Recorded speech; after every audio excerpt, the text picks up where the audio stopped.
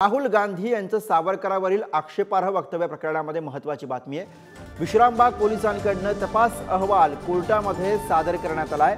सावरकरांचे नातू सात्यकी सावरकरांनी याबद्दलची तक्रार केलेली होती। सात्यकी सावरकर यांच्या तक्रारीमध्ये तथ्य आहे।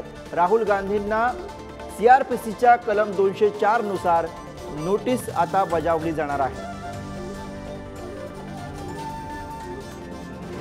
आणि याच विषयी आपल्याला अधिक माहिती देतात पुण्यातून आपले प्रतिनिधी ज्ञानेश्वर चौतमल सध्या आपल्या सोबत आहेत। ज्ञानेश्वर, सावरकरांविषयीच्या आक्षेपार्ह वक्तव्य प्रकरणामध्ये आता राहुल गांधी यांच्या अडचणी वाढताना दिसतात।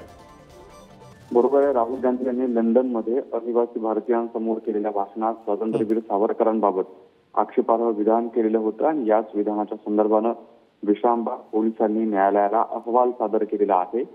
स्वातंत्र्यवीर सावरकर यांच्या विरोधात काँग्रेसचे नेते राहुल गांधी यांनी जे वादग्रस्त वक्तव्य केलं या सगळ्या प्रकरणाच्या संदर्भानं त्यांचे नातू सात्यकी सावरकर यांनी दाखल केलेल्या दाव्यामध्ये विश्रामबाग पोलिसांनी जो तपास अहवाल न्यायालयामध्ये सादर केला त्यामध्ये राहुल गांधी यांनी केलेल्या वक्तव्याबाबत सात्यकी सावरकर यांच्या तक्रारीत तथ्य असं आढळलंय आणि या अहवालाच्या आधारे राहुल गांधी यांना फौजदारी प्रक्रिया संहितेच्या कलम 204 नुसार नोटीस बजावली जाणार असल्याची माहिती देखील मिळते।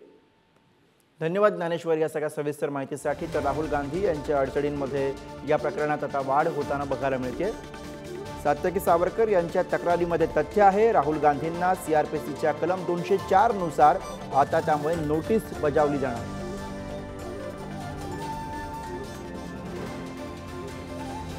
Thank you.